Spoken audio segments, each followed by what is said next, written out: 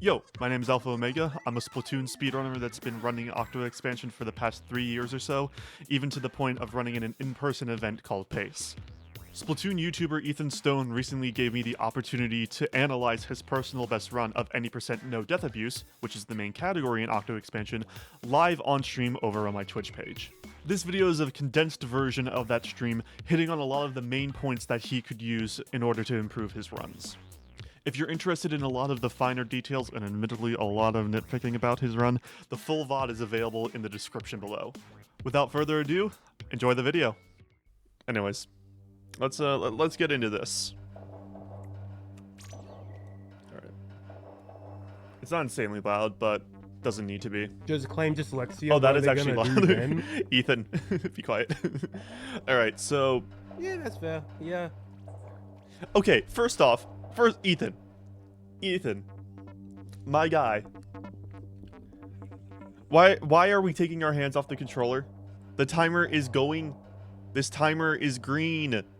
Why do we have both hands off the... Okay.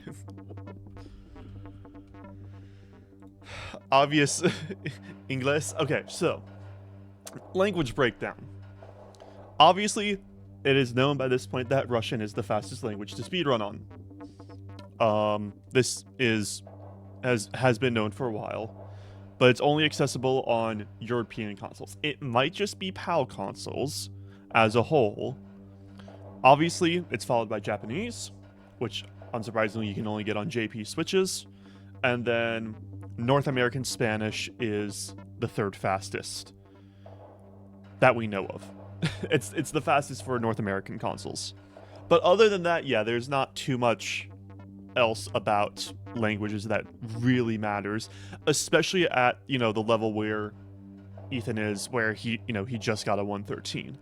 By the time you're getting down to I would say your 110s, your 109s, then you might want to start looking at going into Spanish or whatever the fastest language is for your region. But outside of that, there's not much point in it. But yes, Yeah, no, that's just basically the breakdown of languages. I'm Is like, screaming in the wrong you can do it if you category. want, The but you horrors. really only truly need it once you're at high So level. hopefully some So, we have our... Obviously, here we have the ink puddles, and these are randomly generated. Okay? The width and height of them, or just the dimensions of them, are random. And the best way to move with them... Let me just see what you do here, Ethan. Yeah, this is your best way to Name move one through person them, that played is, as long as they're close enough, is to just squid, unsquid. No point in jumping, no point in doing stuff along those lines. So, this ink puddle here. This one is far more, I guess I'll say, reliant on what your RNG roll is. For most standards, this size here is really good. Okay? This is the size that you can really start to work with in terms of swimming. Obviously, there you have ink on the rail here. What's circled in blue again. If the ink puddle only reaches to that line, it is almost always better to just ignore the ink puddle. Basically, you run too much chance of hitting into this set of boxes here for it to really be worth it.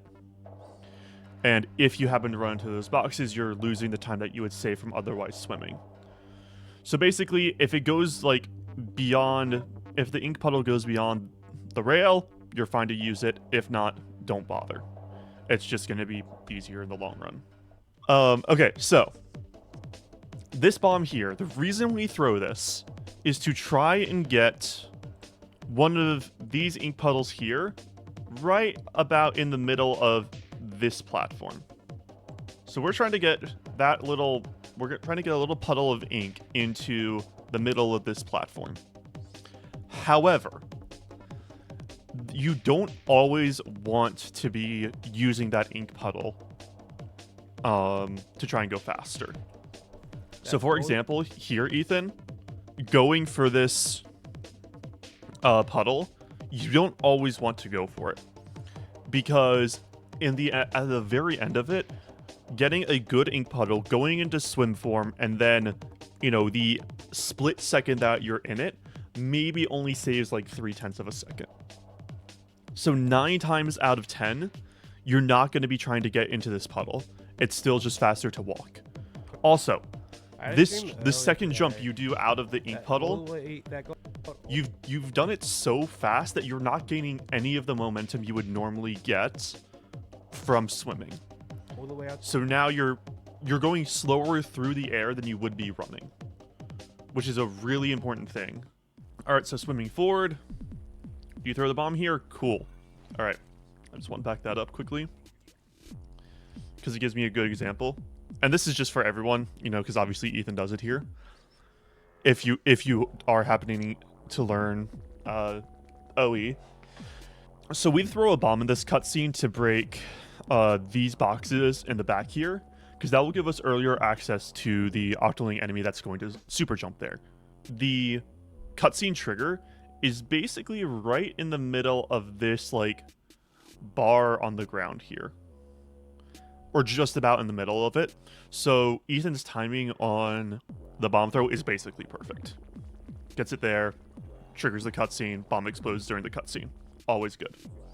The best thing to remember is that you do kind of want to wait for the umbrella to get beyond this second tree here. This one. Because once they get beyond that, they're not really going to aggro onto you.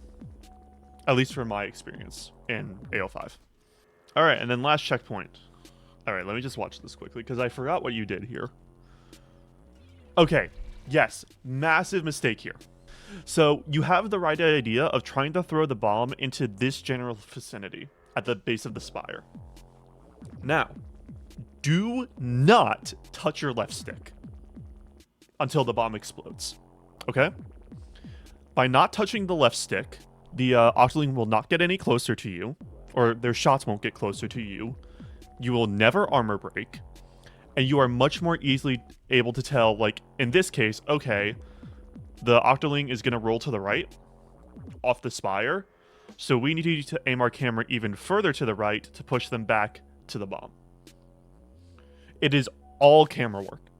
There is not a single shot. Well, there might be some shooting in it, but for the most part, it is all camera work.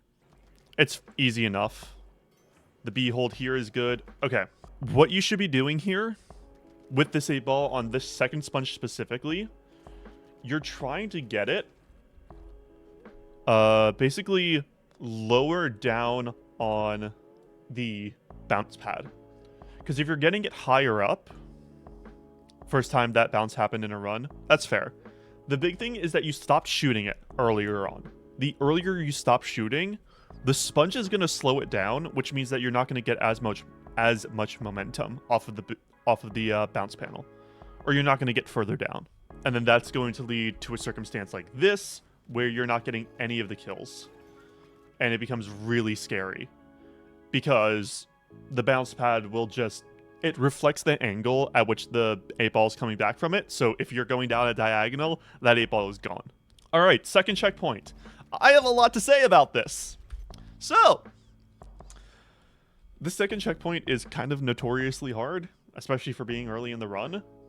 The best thing I can recommend, if you notice, Ethan, you've lined yours up to be relatively central. Basically, any top-level runner that I know, you know, Roy like me, Lantro, we always end up lining our 8-balls up basically along this right side. Okay? We do this so we can essentially just like tap shot it off the edge, let gravity do its thing, and as it is falling down, as it's going down the ramp, when it reaches about there, we will normally throw a burst bomb just to the left of it. And this burst bomb will essentially push the 8-ball into this wall. And that's the main lineup. You don't want the 8-ball to have too much speed going down this ramp, which is why we basically try to get it to stop on the sponge first. Again, if I'm editing this in post, I'll put up a clip of mine like over top of the screen now. That way you can all see what I'm talking about. Yeah. And yeah, basically what Royluke said, if, not having the ball touch the pad there just makes it easier. Unfortunately, getting a little bit unlucky with the bombs, but you do well here to stop it. However, I would almost rather see you stop it and then start immediately going to kill the enemies, and then come back to the ball. Because if you're trying to control the ball too much, then it's not going to work as well. But, tomato, tomato, whatever you really prefer there will work for you. Okay, so the best pattern I know of, or the best route I know of, is off the top. Basically, you want to swim to the right here, and then you're basically going to be moving your shots. I'm just going to go back to the pink because it stands out the best. You're trying to get your shots to land in this area here. Because that from there, your shots are going to be going up along the ramp here to like this area of the ledge. And then from there, you're going to be climbing up. And then that will put you on a slightly better cycle overall. It's a little bit faster. You use a few less shots. I mean, other than that, this is a very safe Shrinky ink, which there is nothing wrong about. And then, yeah, good job using the rest of the wall rather than just the boost panel. Super sketchy with the ink there, Nice. but it's Shrinky ink. What do you want from it? I've had many issues with it in the past. I mean, a lot of scary. All right, and then now we'll have Radical Rails, which I could talk a while about, but I'll try to keep it relatively concise, especially for mid-level. The most important thing here, the most important thing in the entire level is not mismenuing, okay? A mismenu here is disastrous. So you want to make sure with 100% confidence that you are going over to Jet Squelcher. Because if you miss that, all the cycles are going to be off and you're fucked. But that's that. Alright. Target Buster. Ink Brush is fastest, but it is a little bit more precise. So, and at the end of the day, you're not losing but so much time with Octo Brush. I think, grand scheme of things, you're maybe... How much faster? Like, we're talking like a second and a half at best. The best way I can put it is that if you're trying to go for Brush and you miss menu to Octo Brush, if you're trying to go for Ink Brush and you miss menu for Octo Brush, it's still faster to just keep the Octo Brush. That's how little you're saving. Alright, Girl Power. Yeah, choice doesn't really matter that much here. If you wanted to be really fucking picky about it, yes, Curling Bomb is the fastest bomb to use. But at best, you're saving, like, half a second. Okay, no, I can actually teach something here. I can actually teach something. So, off the top here, if you are not using Curling Bomb, you absolutely 100% want to get this this roller. Why? Well, in Splatoon 2 they added vertical flicks. So if you grab this quick, you can do a vertical flick to get enough paint to get you to the shot in the back here. That's the main reason you want to end up using brush or the roller there. Yeah, it's the same theory as what you were doing, Ethan, but it is just down to it's a little faster. Because if you notice, you're now past the roller, and now you're walking when you could be swimming. That's it. That's the time save here.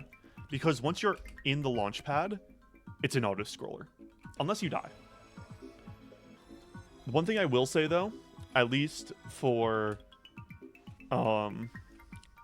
this, is in this circumstance, you see how you're shooting the umbrella to get it to super jump?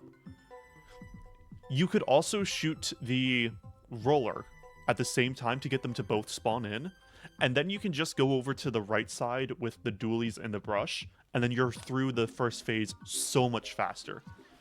So imagine being able to kill both of those enemies with that single splashdown rather than just the one. And now, because now you're waiting to get these other enemies to launch in, when at this point, we have 12 seconds until the first set of elite Octolings spawns in. So you go from having like 7 or 8 seconds to prepare the arena to where I have like 20 just by killing the enemies earlier in the start. Again, it doesn't save time, it just makes it easier on you. Matchmaster. And yes, as you mentioned, ready. it is now time for the infamous Matchmaster. I'm not going to be doing too much criticism on the route itself because that's just practice. But I might be uploading a intermediate route. But if you want another good, like a beginner route, I would highly, highly recommend looking at Duck 700's route that they use in their PB. I got my shots for it. Which I think you do the beginning of here. Hi, this is Editing Alpha. I'm just going to go ahead and leave the community guide for all of the levels down in the description below. I know I mentioned Duck 700's Matchmaster route in specific right here, but we have expert, intermediate, beginner routes, you know, as well as a guide by Tones Ballones. So go over to that spreadsheet. It's filled with a bunch of good resources. And yeah, if you want to learn Matchmaster, go off of those. Okay, anyways, back to my explanation. Should probably learn advanced strats. Honestly, I don't think it would do you too many favors. A lot of it is just practice. You know, solidifying that route and making sure that you're not like getting nervous about it. That is so much more important than specific routing when it comes to Matchmaster. So yeah, like, don't get me wrong, like, yes, you still have like a significant amount of time there, but like there's no point in doing the advanced route until you are like probably around like 110-ish level, 111. Like, yes, it's like 30 seconds, but it's also more difficult. It's a lot more precise. All right, let me see. Yeah, good move to the right there. I just want to see how you do the quick kill. Okay, so something I noticed, and this is just, again, this is me, and the practice I put into this, into the shower fight. You are starting your move forward from too far back on this platform. So if the platform is like respectively like right there, you're starting like your charge forward like from here, like pretty towards the bottom. You want to be closer, because then you basically just, you don't even need to do jumps. I think you don't even need to do the mid-air boosts, and then you're good. You're still gonna get it. So if you're starting further forward on the box, you're gonna be way more consistent with it. Footloose, that's right. All right, so yeah, I think you do the 2 back strategy first. Yep. One thing I would say, and this, again, this is just me, because, you know, I am weird and very particular about how I play this level. I normally try to basically get half of my shot to go to the left of this box, of this specific box here.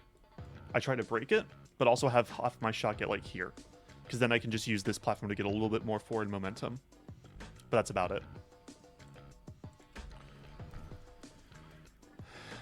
Good box break.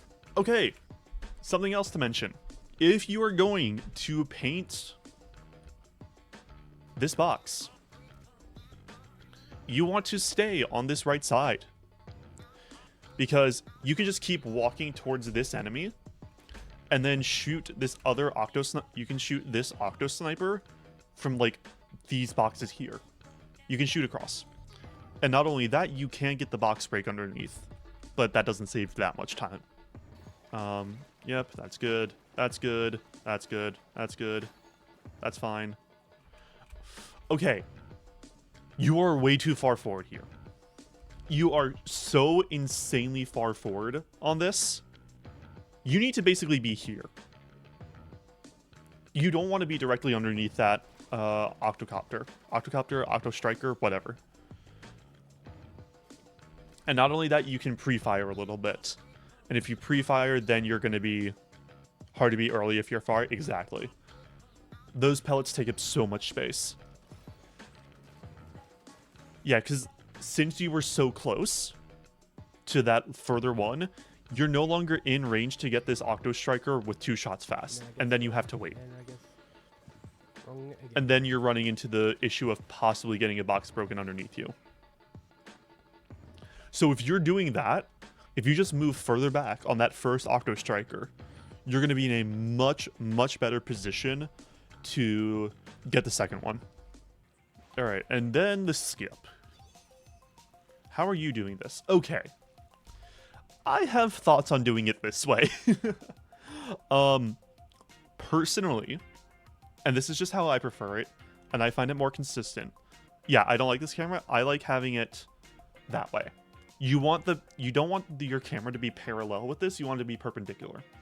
The reason for that is that I use this curve down here to time my jump. I basically time my jump to where I'm just starting to move downwards. And then from there, you're going to be more likely to get it. It's a forgiving jump, but it's tight but forgiving, if that makes sense. I mean, you get it there, so not that big of a deal. But it is worth mentioning, if you fail the jump, it is only a fraction of like a second faster to jump off and try it again. 9 times out of 10, especially if you're beginning level or intermediate level, take the 10 seconds. Take the 10-second time loss of just missing it first try, go around the pillars. It is safer. You are far less likely to miss it again, because you're not even attempting it again. And you get practice for when you do miss it. I really wouldn't recommend going for it a second time.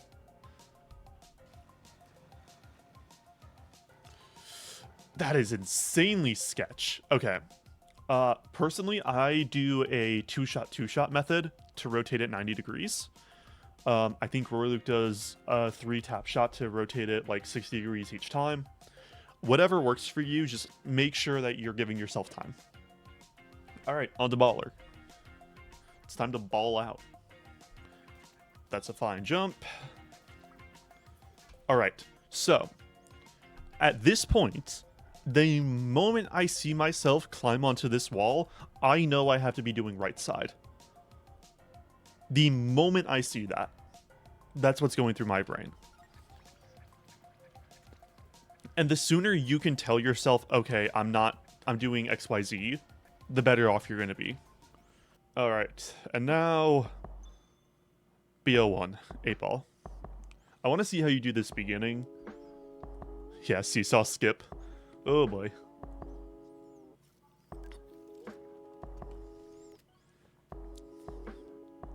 All right, how do you do this beginning? Good follow, good follow. Okay.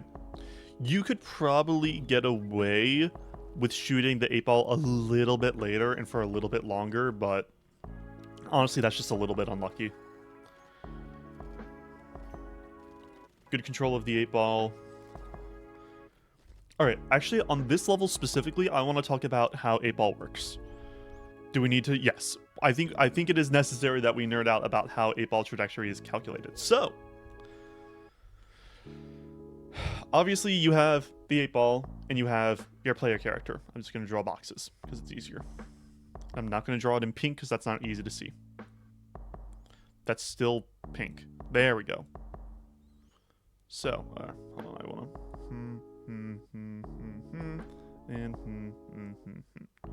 Alright, so each of these hitboxes, each of these objects has a central point that is in the middle of their, sprite, whatever you want to call it. For the 8-ball, unsurprisingly, it is in the middle of the 8-ball. For your player character, It is not based on your gun position. It is obviously based on, again, the center of your character. How the 8-ball works, and I've explained this time and time again, is that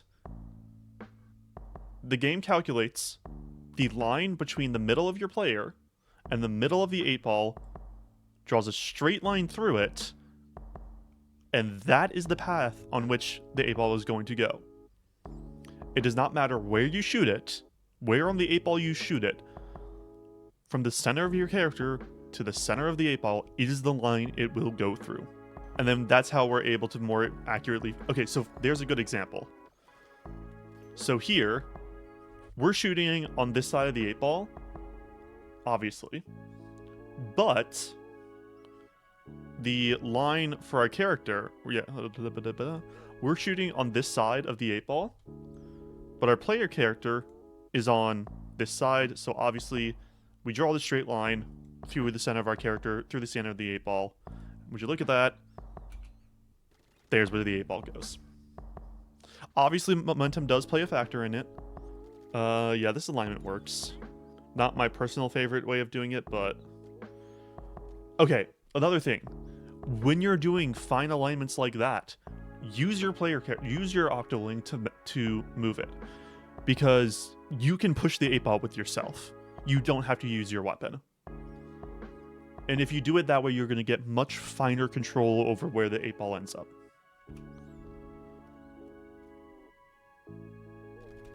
And then we can see here, your crosshair was lined up in the middle, but the player character was not. So it went off to the right.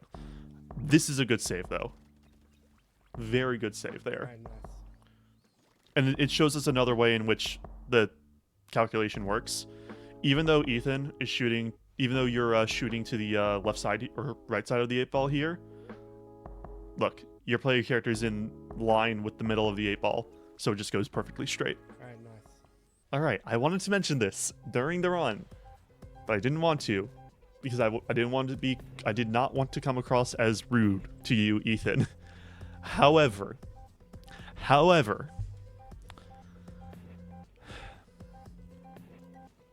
for the love of God, use your bomb here.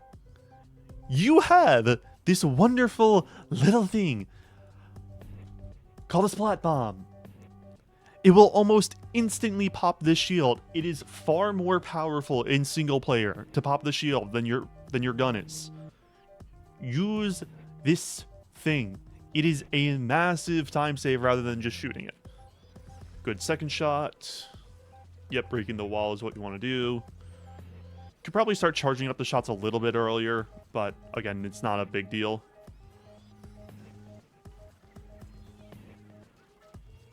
One thing I would say, on this last swim here,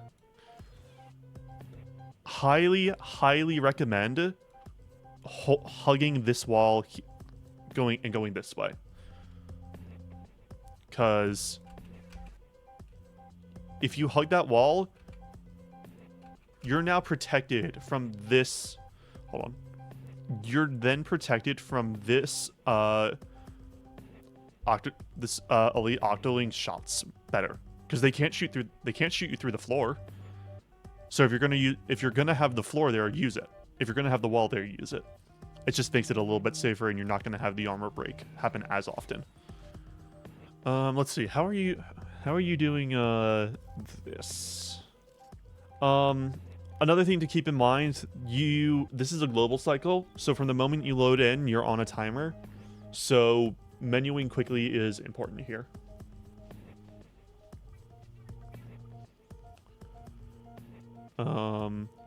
That's a fine jump.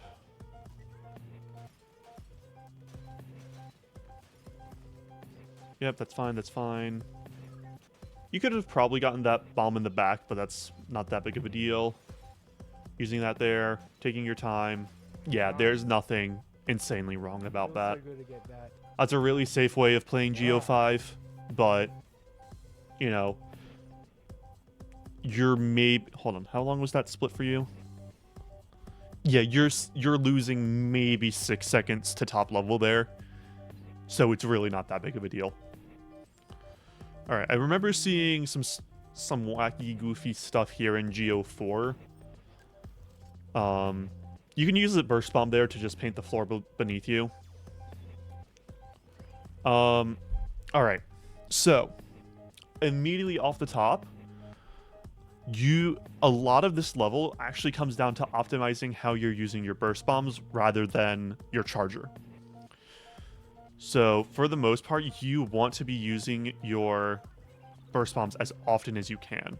So like off the first checkpoint, if you tap shot your charger here and throw a burst bomb, you can save a little bit of time over just charging up the charger.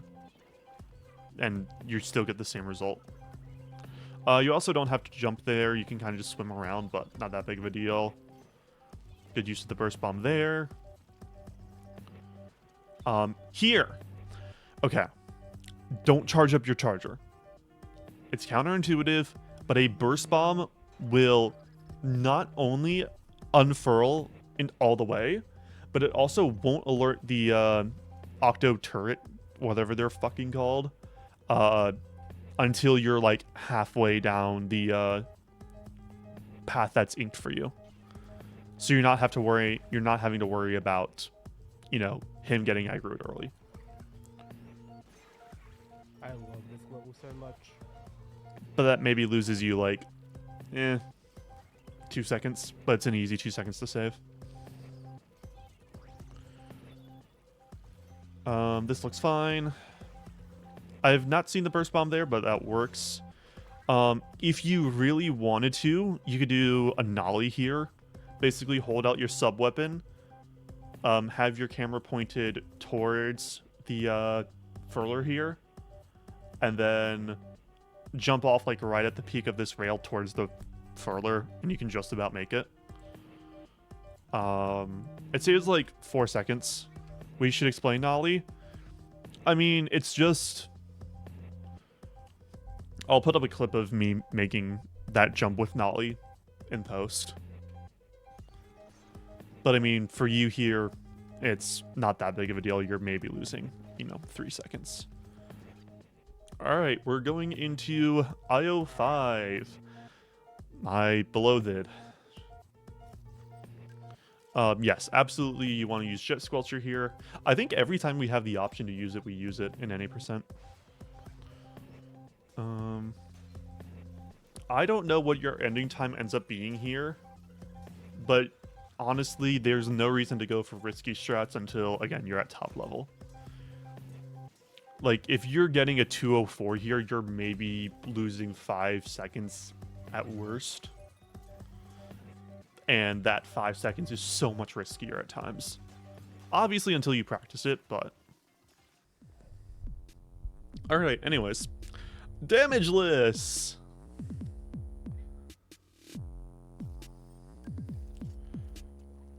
Yeah, you could use a curling bomb there off the top, but... What? DG, do you not know time zones? Or are you dumb? Anyways.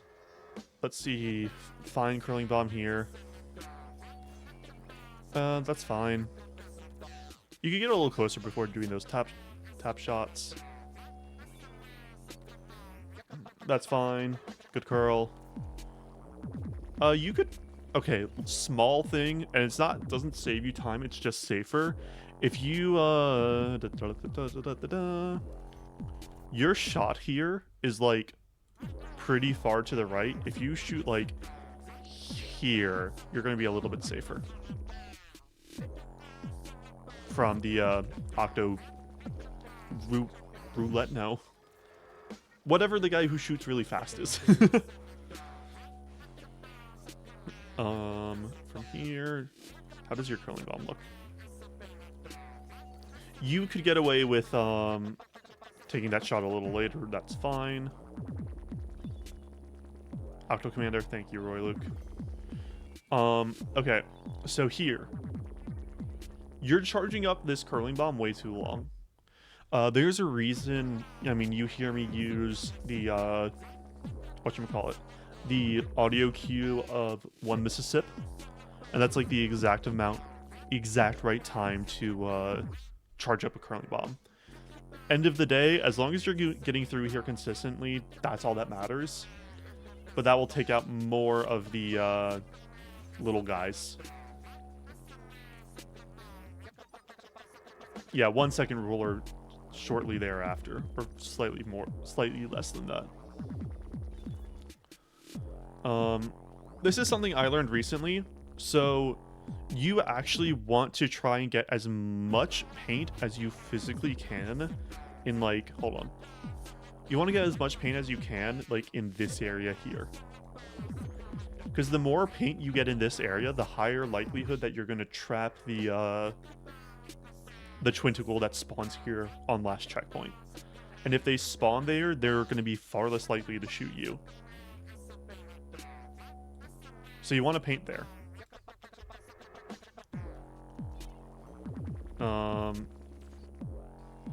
That's pretty much fine, that curl. And then, yeah, using the safe strat here of killing the sniper first.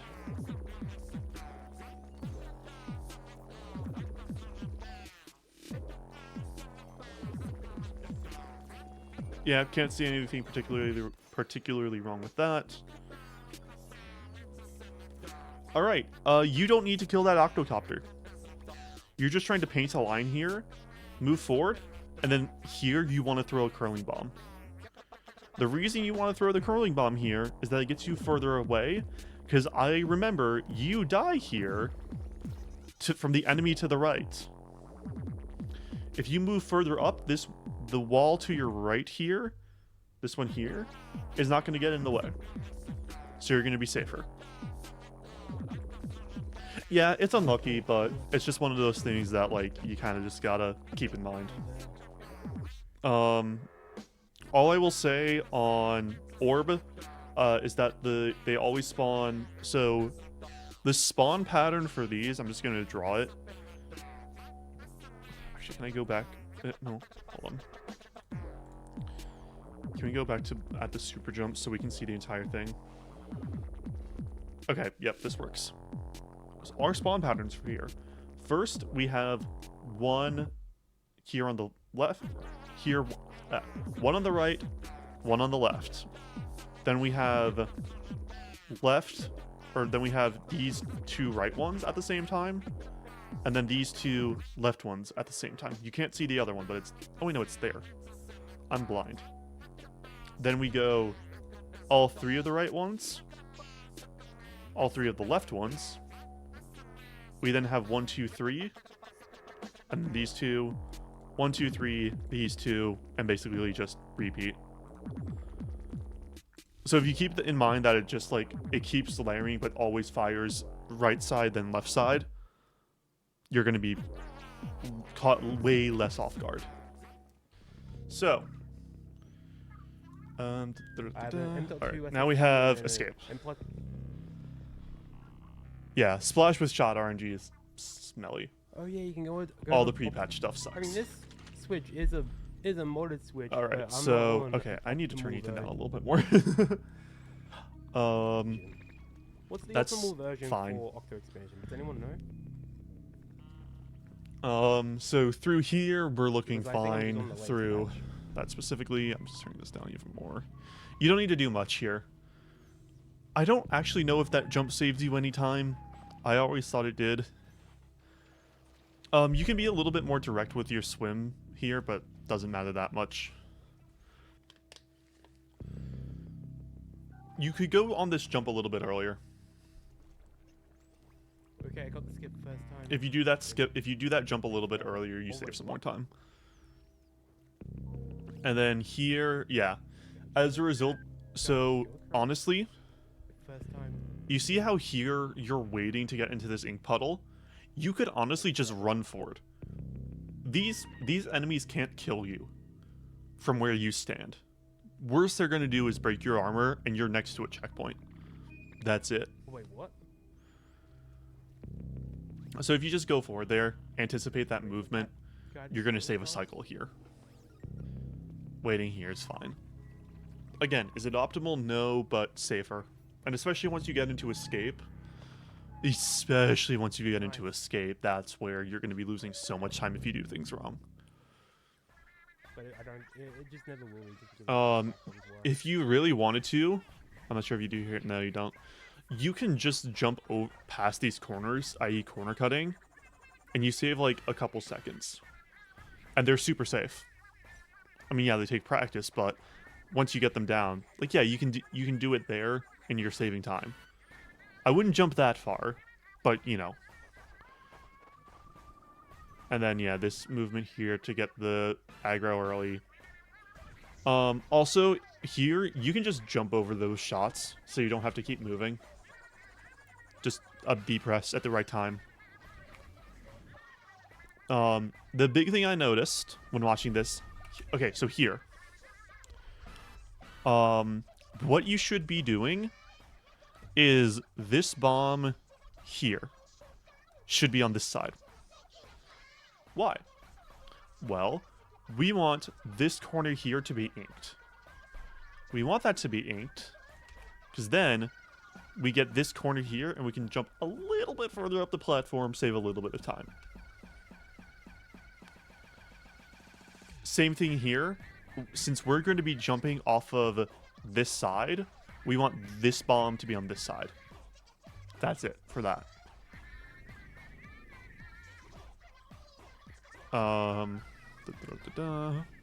So yeah, and then good bomb placement there. You have that little railing to help you out. Here. Okay, so here. It's not just an empty cutscene. No. If you press your R button during this cutscene, as soon as you land, you'll throw a bomb. It doesn't matter where in the cutscene you do it. If you press R or hold R for a little bit, you will throw a bomb. I see. And then when you throw that bomb, this platform is going to raise in the middle. But yeah, no, Octo shots. Alright, so Escape 3. Like 39 The seconds, a lot of time arguably most difficult one, I would say. Until you're like top level. At least in terms of like even at top level. Here you should be able to recognize that you have plenty of paint on your feet, so you don't need to walk back and paint it. So it saves a little bit of time. Same thing here. You just kind of gotta trust it sometimes. Just with a little bit more confidence, you're going to be saving a little bit more time and being able to get it more consistently. You can jump over these washers. Like, just try and stay as close as you can to the center. Because the more time you get to the center, the better you're going to be doing. Find speed for 208. Yeah, exactly. It's just some more in the middle that's like a little sketch. But yeah, I would highly recommend for any runner around this skill level, just practice the ever-loving crap out of this cycle. Alright, so you could have made that. You absolutely 100% could have made that, I think. It would have been tight, but you could have made that.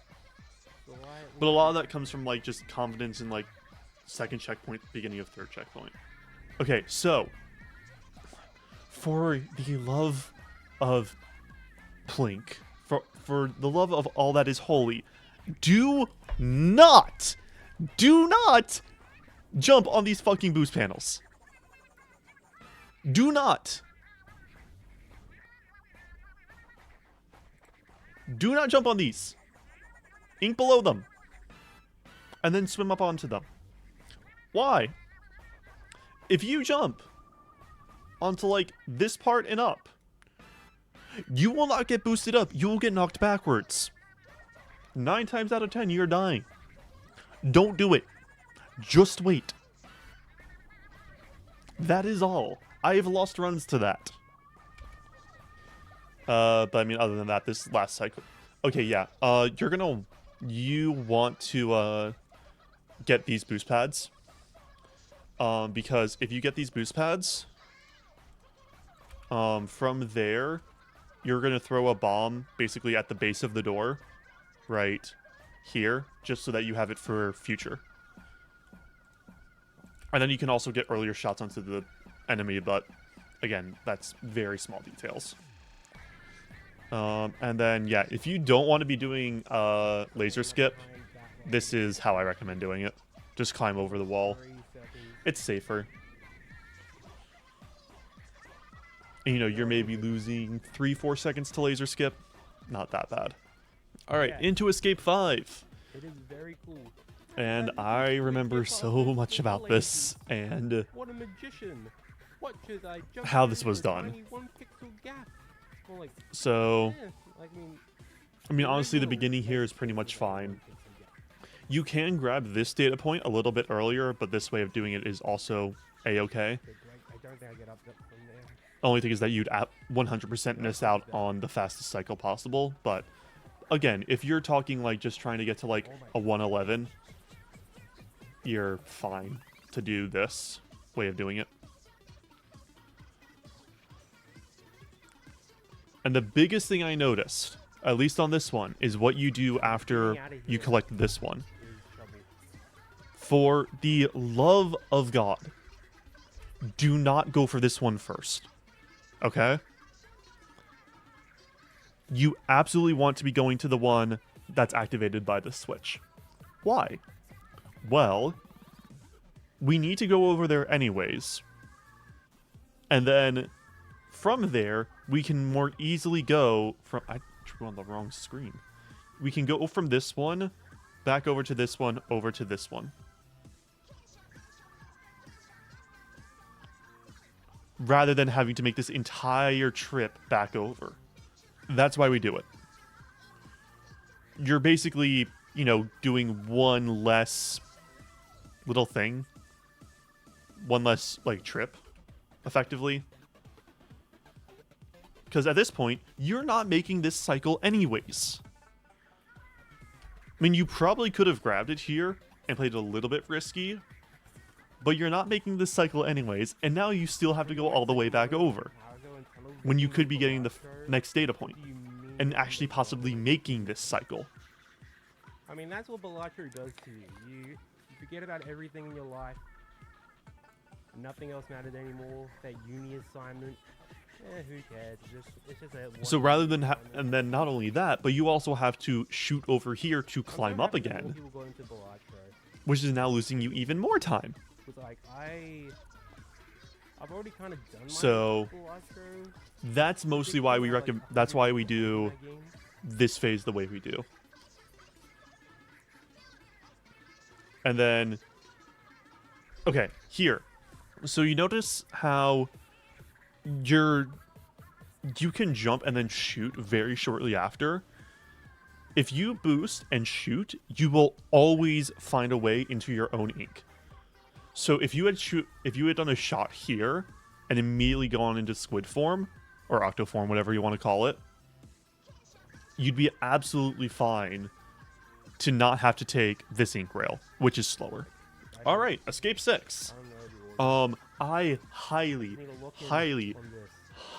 go recommend you watch Lantro's guide on this. I'll probably link it. I'll post the links in like description or in the thing in the top right corner, whatever. Highly go recommend watching that because it is foolproof.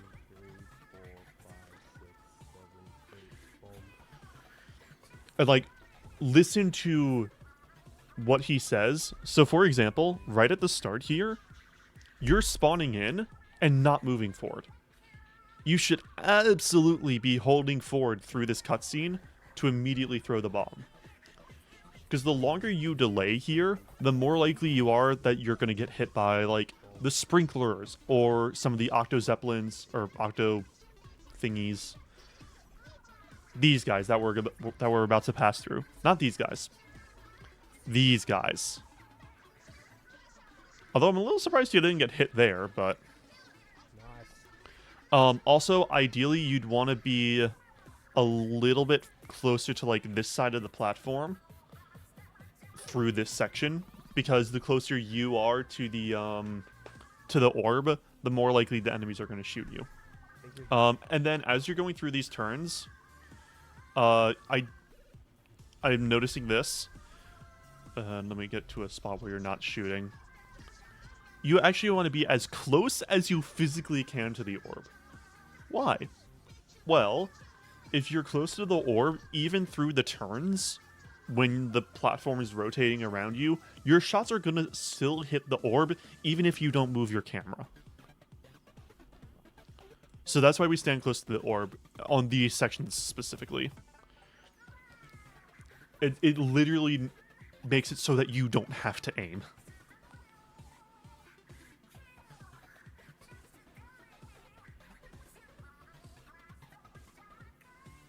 Good timing on that bomb. You could go to tap shots there for a little bit longer. Rhythm is good, I think. Yeah, it seems good. I muted this for some reason.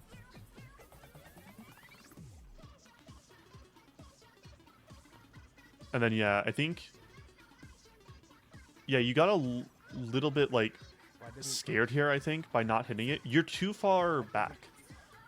And then you shoot forward when you shouldn't and die. What I would recommend is you shouldn't be doing jump shots while trying to shoot these switches, because jump shots will make your shot RNG worse. Like, you can even see that in the crosshair. Slowing down here gets you killed? Yes, that too. Like, you can see how wide this crosshair is when you're, like, in air. Hold on. Like, if you look at how wide the crosshair is at this point, like, it's this wide. That's your current crosshair. Compared to this when you're on the ground, standing still. The wider your crosshair are, the wider your crosshairs are when you're jumping, the less likely you are to hit those super small switches. So you don't want to be jumping here. It's tempting because, yes, you do get a little bit more range, but you lose accuracy. All right, and now we have Escape 7. This could be like a 130. Now we have the Agent 3 fight. Something to just keep in mind, at least at the start here. It's a small nitpick, but again, that's what I do best. You could just shoot a little bit earlier. That way you're not shooting on the ground. That's about it. It's been a while since I've done this. Alright, what is this elevator skip looking like?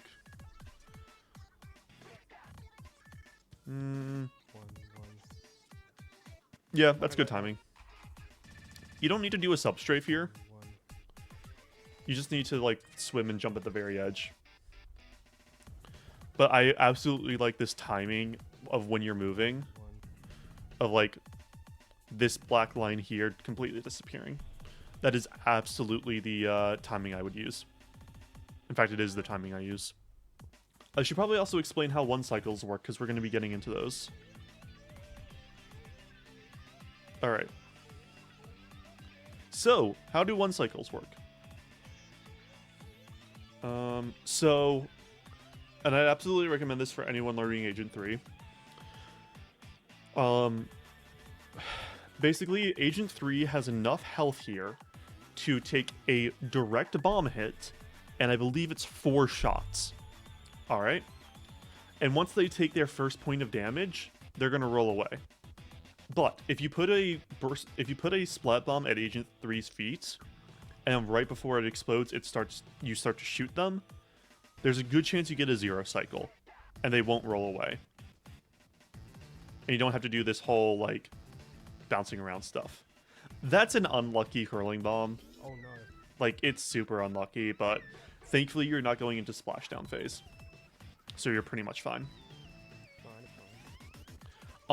You could absolutely get closer to the... You could absolutely corner Agent 3 here. Seriously. Like, literally walk up to them and literally push them into the corner with your character. It just works. Because if you do that, they're less likely to roll away from your shots. I have been yelled at for this by Ian Lantro. So, I'm gonna keep this tradition going because of this. Do not, under any circumstance, jump off the platform here. Do not jump off this box. Okay? Your shots get less consistent, as we've already established in Escape 5. Okay? You're not giving enough time for the bomb to explode, so you're not getting enough damage. And not only that, if you fall, guess what? You can no longer see Agent 3 directly, so you're not going to be able to shoot them. Do not jump off the box. At all. What do you do instead? Go to the corner here. Go to the edge of the box. Right here. Stand there and shoot from there. It works. Guaranteed. I'll put up a clip of me getting like literally just about a frame perfect phase 3 in post. It's not hard. And Roy Luke is right. This is literally how you lose 10 seconds 1-on-1. See, because now you're scrambling to get back up. And you're jumping off again. And then you can do the same thing as I mentioned in phase 1 about doing a 0 cycle with the bomb. Just roll the bomb at their feet, because if you shoot them, they're just going to roll out of the way and you're not going to get enough damage.